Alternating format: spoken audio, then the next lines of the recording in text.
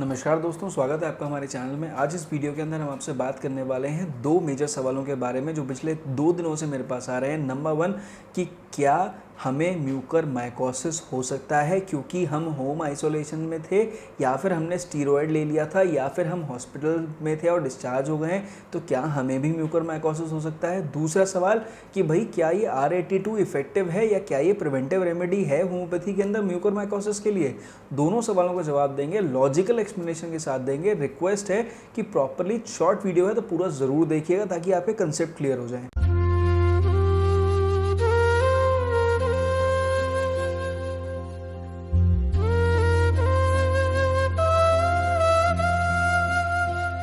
तो सबसे पहले बात कर लेते हैं पहले सवाल की कि क्या मुझे म्यूकरमाइकोसिस हो सकता है। अगर आप होम आइसोलेशन में हैं, आपने स्टीरॉयड लिया है, आप कोविड पॉजिटिव थे, लेकिन आपके जो घर वाले थे, अटेंडेंट्स थे, उन्होंने आपका प्रॉपर ख्याल रखा है, आपकी जो ऑक्सीजन ट्यूब्स थी, सिलिकॉन ट्यूब्स थी, आपके जो आपके संग इंस्ट्रूमेंट्स यूज़ हुए थे वो सारे प्रॉपरली स्टरलाइज करे हैं, बार बार स्टरलाइज करे हैं, तो फिर आपको म्यूकरमाइकोसिस होने के चांसेस बहुत कम हैं।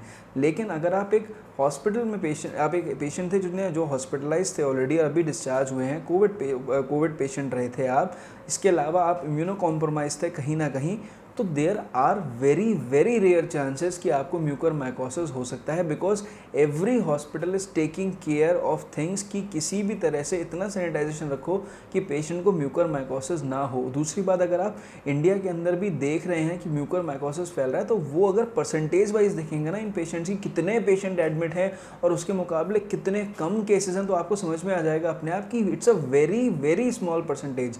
तो आपको म्यूकरमाइकोसिस होने के चांसेस बहुत ही कम हैं।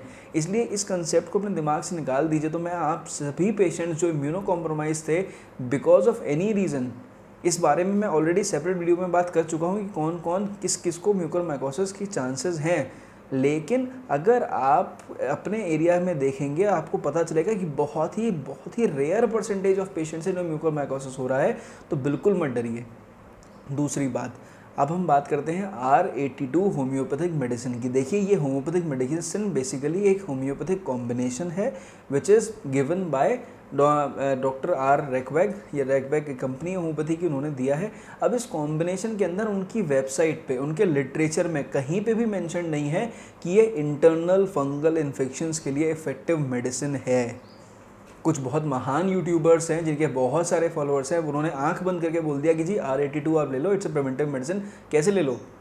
You are also a doctor, you know things very well. आपको पता है कि it's a very progressive disease, इतनी तेज़ी से फैलती है कि अगर किसी को हो गया इन्फेक्शन तो विद इन 48 आवर्स उसकी आइज़ तक इन्फेक्शन पहुँच जाता है, और आप ऐसे में बोलते हो कि R82 is a preventive medicine. On what grounds? क्या कोई साइंटिफिक लिटरेचर था आपके पास? आपने कुछ सोच के बोला? आपने बस ये बोल दिया उसके अंदर नो सोर्स हैं तो हम इसे प्रिवेंटिव मेडिसिन की तरह ले सकते हैं। अब ये सारी जो मेडिसिन हैं यहाँ पर मौजूद, ये they are already very good antifungal remedies, लेकिन for external skin infections, not for internal skin infections, या for not for internal fungal infections. तो इसलिए इस कंसेप्ट को क्लियर कर लीजिए। यहाँ पर ये दवा कितना काम करेगी हमें भी नहीं पता, हमारे पास कोई लिटरेचर नहीं है और इनकी एफिकेसी के बारे में हम नहीं जानते हैं।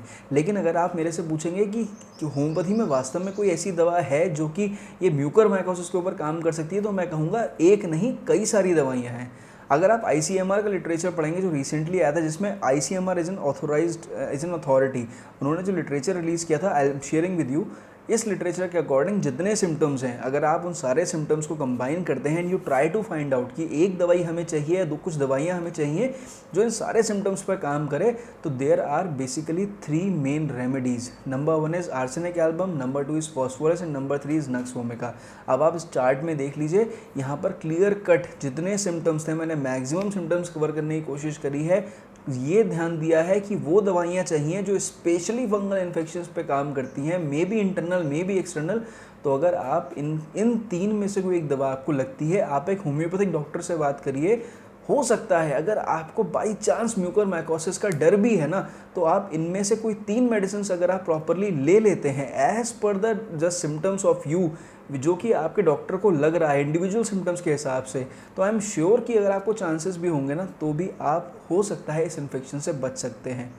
तो मैं फिर से कहना चाहूँगा उन यूट्यूबर डॉक्टर्स से कि भाई आपके पास कोई बेस तो होना चाहिए ना बोलने के लिए, आप बिना कुछ सोचे समझे कैसे कुछ भी बोल सकते हो। So it's a request to all the viewers कि प्लीज़ सी द कंसेप्ट। इस समय म्यूकरमाइकोसिस एक बहुत प्रोग्रेसिव डिजीज़ है, सबको नहीं हो रही है, डरिए मत। लेकिन अगर किसी पेशेंट को हो जा रही है, अर्ली डिटेक्ट हो रही है, तो वहाँ पर ऑलरेडी मेजर मेडिकेशन चल रहा है, पेशेंट्स इम्प्रूव भी हो रहे हैं। पर अगर आप चाहते हैं कि होम्योपैथी में कोई ऐसी दवा हो जो दे पाएँ, तो भाई ये 3 दवाइयाँ हैं, एक आर्सेनिक एल्बम, दूसरी फॉस्फोरस, तीसरी नक्सफोमिका। ये आपके पेशेंट के सिम्टम्स, डायग्नोस्टिक सिम्टम्स के हिसाब से डॉक्टर से बात करिए, इनमें से एक दवा चूज़ करिए। अगर आप लेते हैं तो I am pretty much sure कि आप ठीक रहेंगे, आपको कोई समस्या नहीं होगी। But this is a logical explanation. So I hope मैंने आपके संग एक प्रॉपर जानकारी शेयर करी है, ऑथेंटिक जानकारी शेयर करी है। वीडियो को लाइक करिए और चैनल को सब्सक्राइब करिए ताकि मैं आपके संग ऑथेंटिक बातें कर पाऊँ। मेरी तरफ से नमस्कार, थैंक यू।